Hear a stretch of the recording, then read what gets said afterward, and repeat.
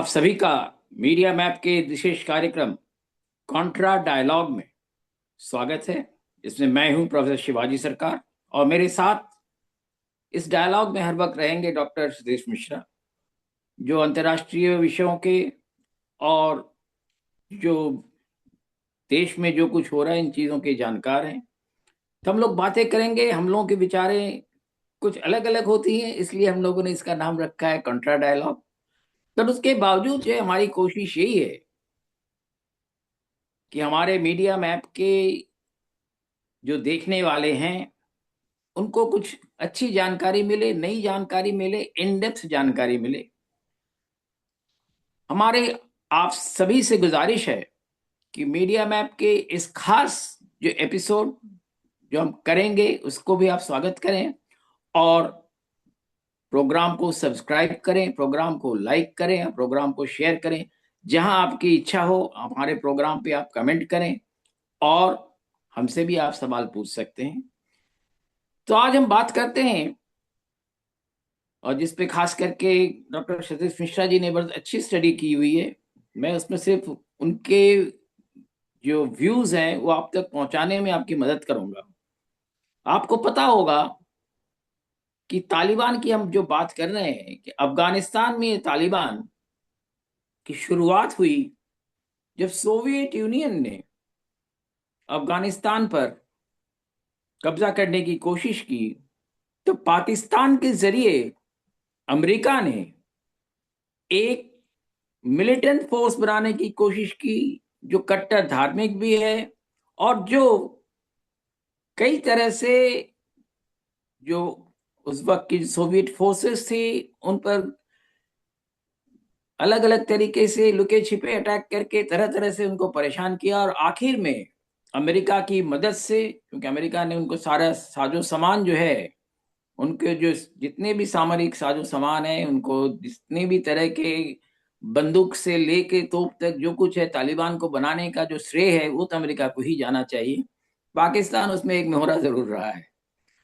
तो उस पाकिस्तानी मोहरे के वजह से तालिबान का जो जन्म हुआ, उससे पाकिस्तान को भी आगे चल के बड़ी परेशानियां हुई। और पाकिस्तान जो है, जो एक धार्मिक देखिए, पाकिस्तान में भले ही हम कहें कि वहाँ इस्लाम के लोग रहते हैं, पर पाकिस्तान कई मामलों में हमने देखा है कि अगर पाकिस्तान का प्रेस भी ले लिया जाए तो वो काफी सजग प्रेस है और काफी वो अपनी सरकार को क्रिटिसाइज करने में वो अपने गुरेज नहीं करता है।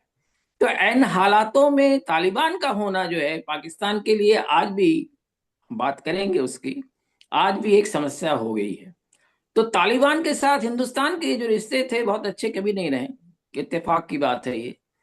आपको ख्याल होगा 1999 में जब अटल जी की सरकार होती थी भारत में, तब इंडियन एयरलाइंस का एक प्लेन को हाईजैक करके कंधार ले जाया गया था और उनके साथ गए थे कुछ पाकिस्तान के जो खास टेररिस्ट थे। और जिसको उस वक्त के फॉरेन मिनिस्टर उनको साथ स्कॉट करके ले गए थे, उनका नाम था जशवंत सिंह।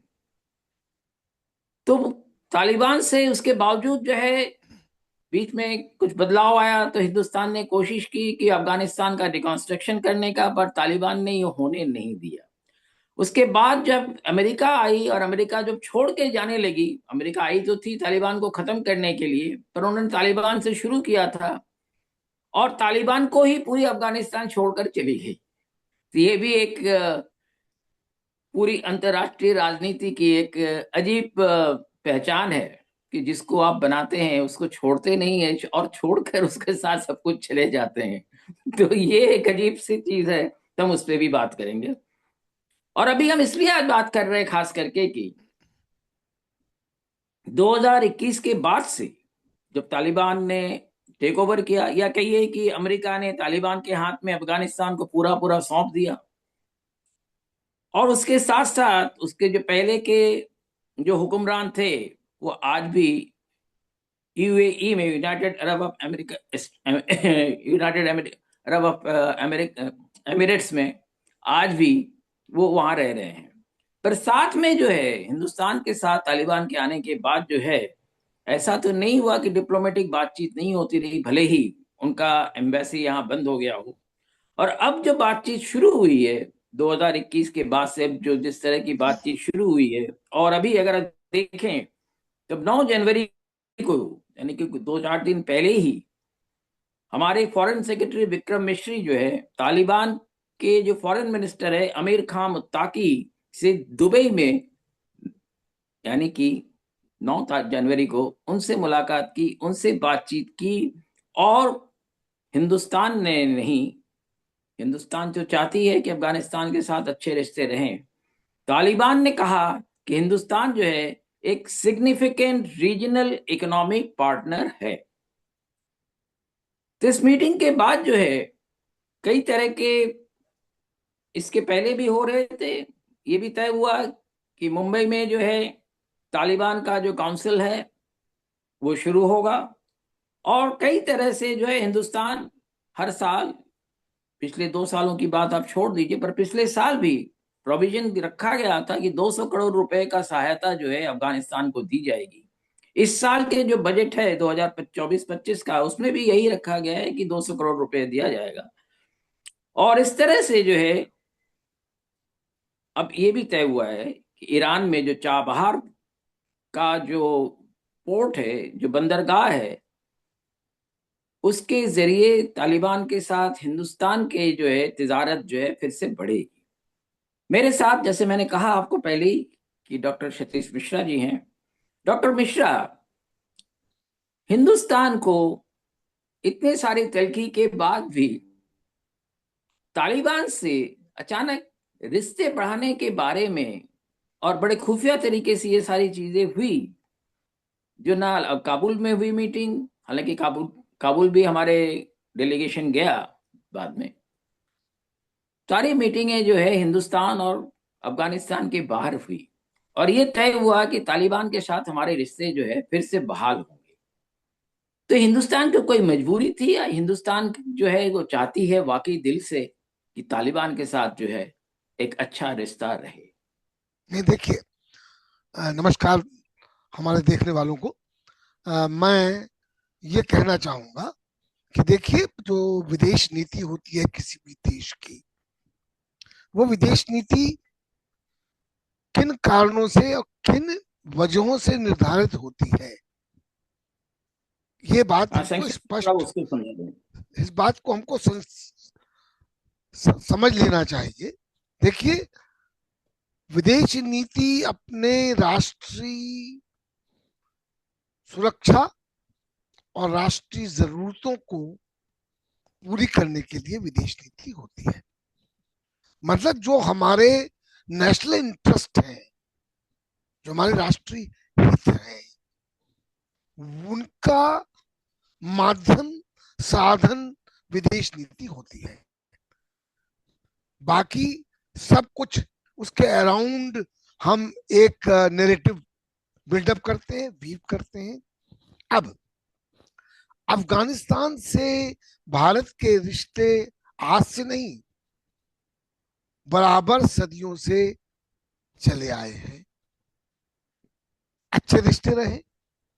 जब से डूरन लाइन बनी, और डूरन लाइन बनने के बाद जब से भारत का विभाजन हुआ 1947 में पाकिस्तान, तो पाकिस्तान से भारत के रिश्ते ज्यादातर बड़े, क्या कहना चाहिए, नेचुरल नहीं खट्टे रहे हैं। ज्यादा रहे, मीठे कम रहे। जी।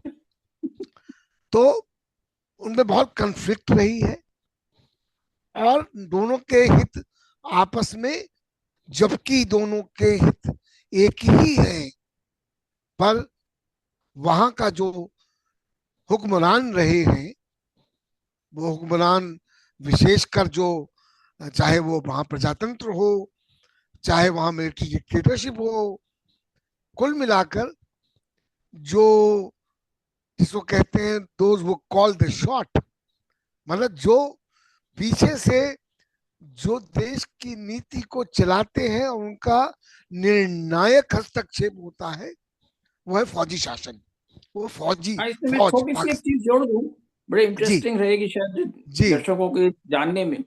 जी। रविन्द्रनाथ टैगोर की एक कहानी है, काबुली वाला, उस पर जी। फिल्म भी बनी है। जी हाँ। और मैंने अपने बचपन में देखा है, काबुल से लोग आते थे यहाँ जिसका हम आज कालीन। कहते हैं माइक्रो फाइनेंस।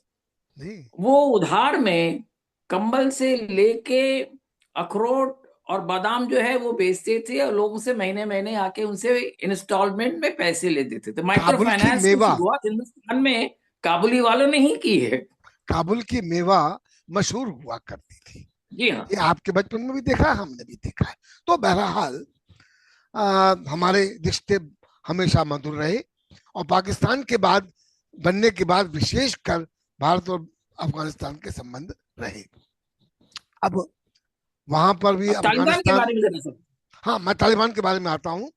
देखिए, जैसा कि आपने शुरू में कहा कि तालिब शब्द का मतलब स्टूडेंट होता है, और मदरसों में जो रिलीजियस मदरसे हैं वहां पर जो स्टूडेंट थे उनको आर्म ट्रेनिंग देकर अमेरिका ने तालिबान की फौज को खड़ा किया था। उसका एकमात्र उद्देश्य था कि जो वहां पर कुछ कम्युनिस्ट पार्टियां या प्रोग्रेसिव पार्टियां, जो भी आप कहिए, वो शासन में जो आई थी और जिनका समर्थन सोवियत संघ कर रही थी, सोवियत संघ द्वारा समर्थित वहां पर जो एक सरकार आई थी, वो अमेरिका के लिए कांटे की तरह चुभ रही थी, जैसा कि अभी आप देख रहे हैं यूक्रेन की वॉर में जो हो रहा है। अब सोवियत संघ को उनको समाप्त करना था, क्योंकि वो कम्युनिस्ट आइडियोलॉजी को अपोज करते थे। तो उन्होंने डेमोक्रेसी, अमेरिका सबसे बड़ी डेमोक्रेसी कहलाती है, पर उसके बावजूद उन्होंने रिलीजियस फंडामेंटलिस्ट फोर्सेस को खड़ा किया, उनको हथियार दिए, उनको ट्रेनिंग दी। और जियाउल हक का शासन था, जियाउल हक के शासन काल में ये सब हुआ, और पाकिस्तान में फंडामेंटलिज्म जो है और जड़ पकड़ती गई। आज वहां संकट का सामना वो लोग कर रहे हैं। तो देखिए, जो रिलीजियस फंडामेंटलिज्म जहां जहां बढ़ती है वहां इस जी हाँ। प्रकार के संकट पैदा होते हैं। खैर, आज तो हम तालिब। आज हम जी। सीधे हम इस पे आए कि जी। हिंदुस्तान जो है इन सारी चीजों को जानते हुए भी कि वहाँ फंडलिज्म है, तालिबानियों में जी। फंडलिज्म है, और तालिबानों में उतना शायद प्यार हिंदुस्तान के लिए नहीं है। अफगानों में जरूर है, अफगान के लोगों में जरूर है, जो हिंदुस्तान के लोगों के लिए उनको होना चाहिए। उसके बावजूद हिंदुस्तान जो है वो ये क्यों कोशिश कर रही है कि तालिबान को अपने साथ लेना है। नहीं, यहाँ यही मैं आपको करेक्ट करना चाहता हूँ, यही मैं आपको बताना चाहता हूँ कि तालिबान जो पहली बार सत्ता में आई थी और जो तालिबान अब सत्ता में आई है, उन्होंने भी सबक सीखे हैं। आज तालिबान की सरकार जो अफगानिस्तान में है वो राष्ट्रवादी सरकार है एक तरह से। उन्होंने, उनकी कोशिश ये है कि वहां वो एक आर्थिक शक्ति बने, और पाकिस्तान पर जितनी निर्भरता कम हो उतना ही उनके लिए अच्छा है। इसलिए वो ऑटोमेटिक भारत की तरफ देख रहे थे, और भारत के हित में भी था कि भाई अफगानिस्तान के जो शासक वर्ग है उसके साथ हमारा वार्तालाप हो और हमारे संबंध बेहतर हों। तो इसलिए भारत ने, इंडिया ने अपने हितों को देखते हुए तालिबान से संबंध स्थापित किए हैं, जो कि नेचुरल है। जैसा कि अब हमारे डिफरेंसेस इस बात पे हो सकते हैं कि वहां जो तालिबान जिस ढंग से अपनी जनता को ट्रीट करते हैं, जिस तरह से महिलाओं को ट्रीट करते हैं, उस पर हमारे डिफरेंसेस हो सकते हैं। पर अंतर्राष्ट्रीय संबंधों में इन चीजों को गौण रखते हुए अपने सामरिक हितों को प्रायोरिटी दी जाती है। नजरअंदाज करते हुए। जी। और ये एक समझ है, एक प्रयास है कि जब आपके संबंध होंगे, जब आप उनको सहायता देंगे, जब आपस में वार्तालाप होगा, तो धीरे धीरे आप उनको भी इन चीजों में प्रभावित कर सकते हैं, जिसको एक सॉफ्ट, चीज इसमें मैं जिसको एक सॉफ्ट बारीक चीज डिप्लोमेसी जो है कहते हैं। जी। एक बारीक चीज जिस डिप्लोमेसी में है, ऑफिशियली आज भी हिंदुस्तान जो है तालिबान के रेजिम को रिकॉग्नाइज नहीं करता है, जैसे कि वर्ल्ड के तमाम जो मुल्क हैं वो नहीं करते हैं। तो उसके बावजूद रिश्ते यानी कि लव अफेयर चल सकता है। नहीं, बिल्कुल क्यों नहीं चल सकता। देखिए, इसका एक और उदाहरण मैं आपको दूं। एक जमाने में जर्मनी डिवाइडेड होता था, ईस्ट जर्मनी वेस्ट जर्मनी में होता था। हमने ईस्ट जर्मनी को 1972 में रिकग्नाइज किया था, उससे पहले रिकग्नाइज नहीं किया था। नहीं, हमने किया था 70s में, इंदिरा जी के जमाने में, बांग्लादेश के जमाने में। उससे पहले ईस्ट जर्मनी से हमारे व्यापार के रिश्ते बराबर बने हुए थे। हम वहां से प्रिंटिंग टेक्नोलॉजी खरीदते थे, और हमारा वहां पर फुल मिशन नहीं था, डिप्लोमेटिक मिशन नहीं था, पर उनका एक कॉन्सुलेट यहाँ खुला हुआ था, उनका ऑफिस खुला हुआ नहीं, था। पर एक चीज बताइए, मैं समझ रहा हूँ आपकी बात। जी। हिंदुस्तान तालिबान के साथ अपने रिश्ते को सुधारना चाहते हैं, भले ही ऑफिशियली रिकॉग्नाइज करे या ना करे, वो गलत चीज है। पर इससे हिंदुस्तान को क्या फायदा होगा? तो ठीक है, चाबहार फोर्ट की तरह से हम चले जाएंगे, क्या हिंदुस्तान ये चाहता है कि अफगानिस्तान के रास्ते जो है, सेंट्रल एशिया की जो जाने का जो रास्ता था, जिस रास्ते से आप कह सकते हैं नेताजी सुभाष चंद्र बोस भी जर्मनी पहुंचे थे, क्या हम उस रास्ते को दोबारा खोलना चाहते देखिए, हैं? ये स्टेब्लिश हो चुका है कि चाबहार पोर्ट जो है, जिसमें ईरान के साथ हम डेवलप कर रहे हैं उसको, चाबहार पार्ट को, भारत उसका हिस्सा है।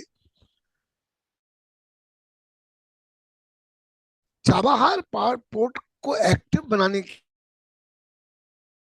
के लिए वहां पे वो छोटा रूट पड़ता है, सुविधाजनक रूट पड़ता है, और वो 12 महीने खुला रहता है। उस सबको देखते हुए चाबहार पोर्ट की हमारे लिए सामरिक दृष्टि से भी बड़ी महत्वता है। अभी तक क्या था, पाकिस्तान के लैंड रूट से हम सामान नहीं भेज सकते थे, क्योंकि वो चाहते नहीं थे। पाकिस्तान हमेशा अड़ंगे लगा रहा था। अब हम उसको बाईपास करके अफगानिस्तान से ले जा सकते हैं, तो एक बहुत बड़ा फायदा ये भी है हमारे लिए। दूसरी बात जो मैंने आपको कही कि पाकिस्तान अभी तक, चूंकि उन्होंने तालिबान को पाला पोसा था और इसलिए वो डिक्टेट करते थे, तो तालिबान की जो सरकार है वो इसको पसंद नहीं करती है। इसीलिए जो आपने डूरन लाइन की चर्चा की एंड ऑल दैट, अब तालिबान पाकिस्तान को काउंटर करने के लिए इंडिया को अपने साथ लेना चाहेगा। इंडिया भी पाकिस्तान को काउंटर करने के लिए तालिबान को साथ लेना चाहते, दोनों के हित नहीं, कहीं ना आपको कहीं मैं कन्वर्ज होते हैं। जी। छोटा सा एक इंफॉर्मेशन जोड़ दूं, शायद मेरे व्यूअर्स को समझने में आसान हो, कि ड्यूरन लाइन का जो एग्रीमेंट था वो 100 साल के लिए था। और वो एग्रीमेंट जो है 100 साल उसके हो चुके हैं। और तालिबान की जो रेजिम है उसको वो स्वीकार नहीं करती है। वो कहती है जैसे हांगकांग पे किया गया है, उसी तरह से ड्यूरन लाइन के नीचे जो फाटा का एरिया हो, बलूचिस्तान का कुछ हिस्सा हो, नॉर्थ वेस्ट फ्रंटियर प्रोविंस के कुछ हिस्से हो, वो जो ब्रिटिश गवर्नमेंट ने लेके हिंदुस्तान में या आजकल के पाकिस्तान में जो मिलाया था, वो उसको वापस चाहते हैं। यही बात है ना? जी। जी, यही बात है। तो आप समझ लीजिए कि एक बहुत बर्निंग इशू है तालिबान के लिए। कारण सुनिए, इस इशू से वो अपने देश की जनता को इमोशनली कनेक्ट कर सकते हैं। पश्तून एक बैकबोन है वहां की, डोमिनेंट ट्राइब है, उसको इकट्ठा करने के लिए तालिबान, अब देखिए ना, तालिबान अधिकतर पश्तूनों की है, पठानों हाँ, की है। हजारे भी हैं और भी कई ट्राइब्स हैं जरूर, हाँ, पर पश्चिम पर उनसे निश्चित रूप से उनसे मोस्ट उनसे इम्पैक्ट है। उनसे अक्सर कंफ्लिक्ट में भी आते हैं, क्योंकि वो वॉर लॉर्ड्स रहे हैं। अब जो अभी तक होता था कि वॉर लॉर्ड्स के साथ संबंध संधि करके काम चलाना पड़ता था, तालिबान उनको इकट्ठा करने की कोशिश तो कर रहा है, पर उनसे दब नहीं रहा है। अब तालिबान, चूंकि तालिबान के पास फोर्सेस हैं, मैं तो इसलिए एक उनको। छोटा सा सवाल आपसे करना जी। चाहूंगा। जी।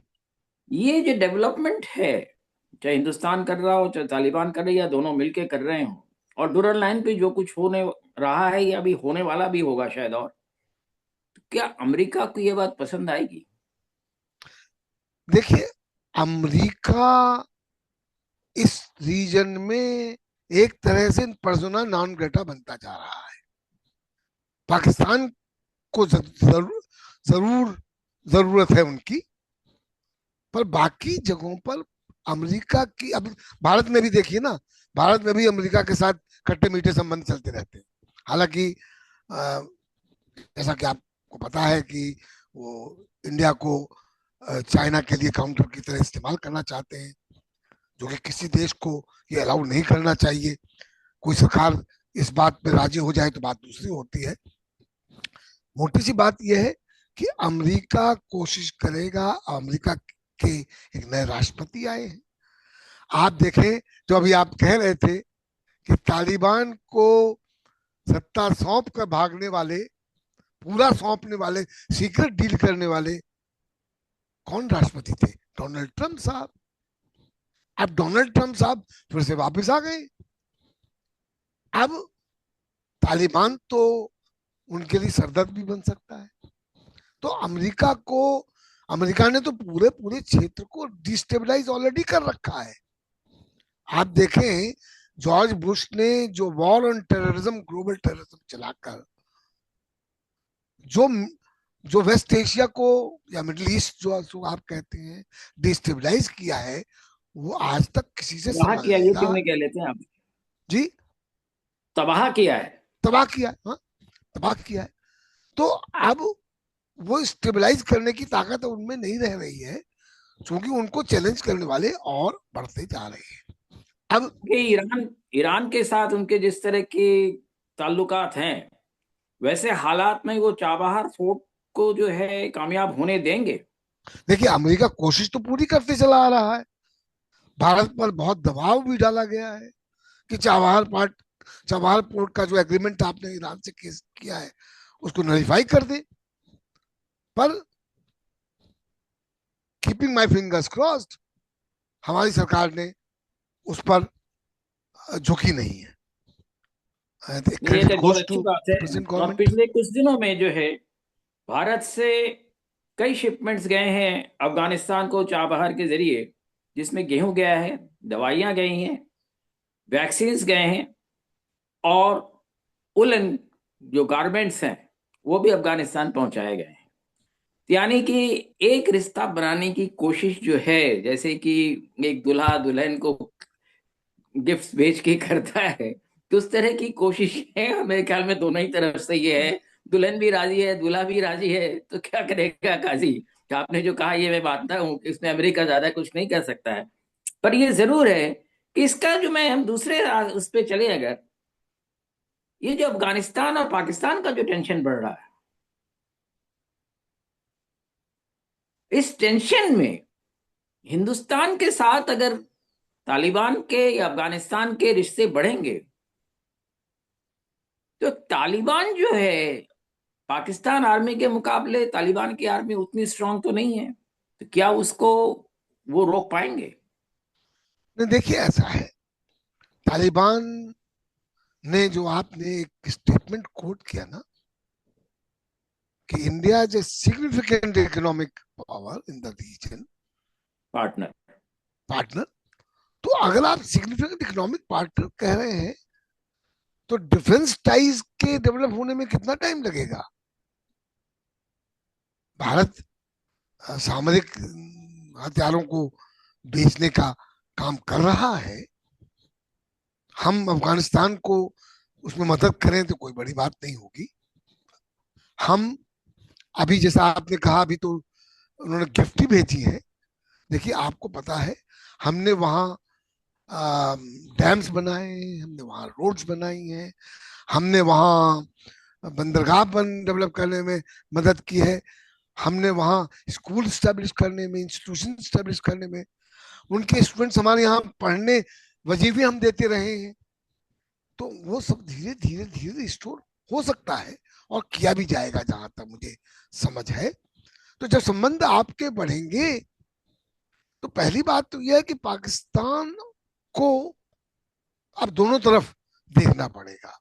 अभी वो क्या था, अफगानिस्तान की तरफ वो नहीं देखते थे, अफगानिस्तान के बहुत सारे एलिमेंट्स को इस्तेमाल करते थे कश्मीर वगैरह के लिए, वो नहीं कर पाएंगे। तो भारत की जो एक मैन्यूवरेबिलिटी होती है, जो डिप्लोमेसी में जरूरत होती है, जो बैलेंसिंग एक्ट होता है, उसमें तालिबान के साथ हमारे संबंध रखने में हमको बहुत मदद मिलेगी। हम इस बात को इग्नोर नहीं करना चाहिए हमको। भाई नहीं, देखिए, बिल्कुल आपने बहुत सही कहा। मैं समझता हूँ कि हमारे दर्शक आपकी बात को समझ रहे होंगे, और आपने जिस तरह से समझाया वो भी काबिले तारीफ है। लोगों को ये बातें समझ में आएगी, और मैं हम समझते हैं कि जिस तरह से सारी बातें चल रही हैं, और जिस तरह से भारत बड़ी होशियारी से इन रिश्तों को बढ़ा रहा है, और जल्दी ही जो पाकिस्तान अफगानिस्तान के काउंसिल हैं, जिनको तालिबान ने अपॉइंट किया है, इकरामुद्दीन कामिल, वो मुंबई में एक्टिंग कंसल के तरह तुरंत आ जाएंगे। तो उसके बाद जरूर हिंदुस्तान के, मैं समझता हूँ, जो आर्थिक रिश्ते हैं वो शायद पहले अच्छे बढ़ेंगे। अफगानिस्तान में बॉम्बे का होने का मतलब है कि बॉम्बे की जो इंडस्ट्री है वो अफगानिस्तान में को मदद करेगी, और अफगानिस्तान को इससे तरक्की और मिलेगी।